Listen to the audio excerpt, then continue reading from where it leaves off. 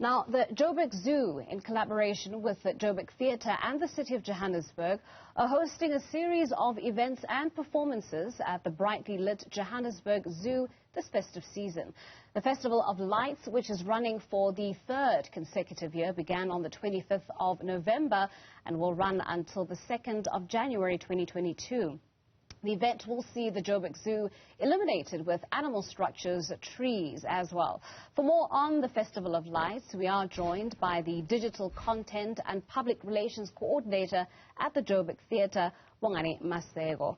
Bongani, thank you so much for joining us. And let's talk about the festival. It is the festival's third iteration, if I'm not mistaken. In our pandemic-filled sort of present reality and experience, talk to us about where the idea for the festival came from.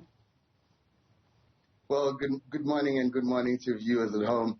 So the Festival of Lights is we thought as a theatre that what a better way to take the theatre outdoors and to celebrate the festive season. And this is just a better way to do it. And again, for us is, we've been struggling and our artists have been struggling and the entertainment industry at large has been struggling. And for us is to provide employment for our artists and to provide entertainment to our patrons, the entertainment that they are accustomed to. So what's a better way to take the theatre outside and under the dazzling skies of Johannesburg with beautiful, gigantic lights, outside in a safe environment where patrons can social distance and they can really enjoy the Christmas spirit. Certainly. Now, I couldn't help but think, Bongani, that the name Festival of Lights very closely resembles, the Jewish celebration Hanukkah as well as the Hindu holiday Diwali. Is that where perhaps you drew your inspiration for the idea from, the sort of spiritual meaning behind illuminating paths that have previously been darkened? I mean, we've had a very dark couple of years since the advent of COVID-19. Certainly. That's where we draw the inspiration. And, the Festival of Lights has been in the calendar of Johannesburg for such a long time, but we needed to revitalize it to make sure that people can come in and enjoy not just the lights, but to enjoy entertainment as well. So we certainly draw inspiration from that.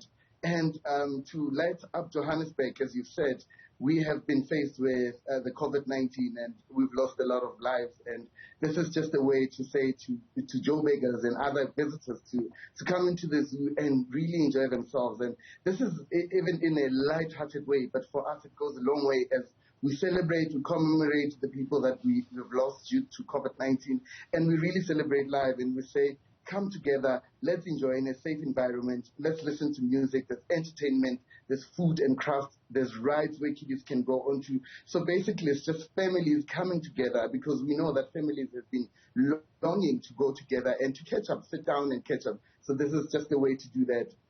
Yes, it sounds lovely. Now, the festival itself has curated an experience of art, music and dance, as you've mentioned.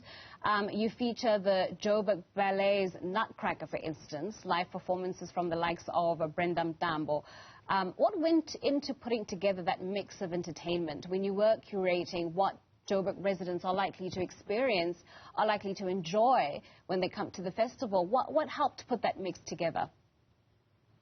So for us, we just wanted to give the full-on entertainment that people are accustomed to within the theatre. And that's why we collaborated with the Joburg Ballet, we collaborated with the Mzansi Youth, we collaborated with Sempre Opera. So we're giving a full package, the likes of Bonganintanto, the likes of Bonganintanto. So we wanted to give a full package and to cover the overview of music and entertainment as well as dance. So if you look into our calendar, it's young, upcoming, and artists that are really in the industry.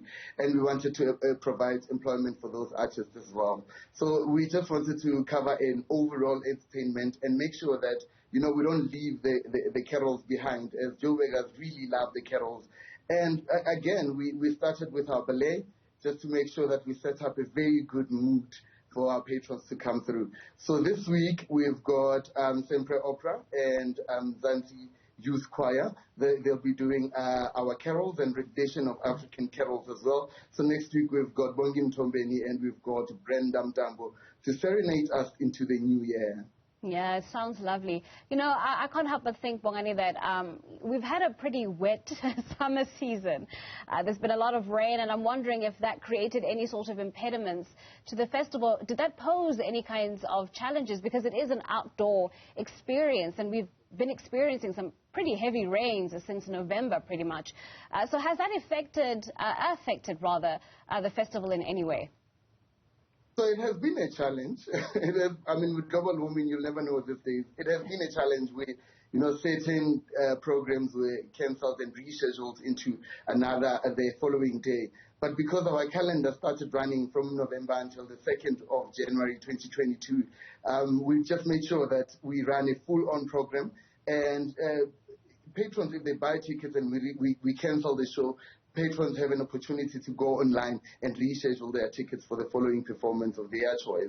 So it has been a bit of a challenge where, you know, we prepare so full on, and yeah, and the nature is not on our side sometimes, and it rains. But this is, for us, it's such a safe way and a safe space to be outside. So we rather just be under the dazzling skies of Johannesburg with lights and gigantic lights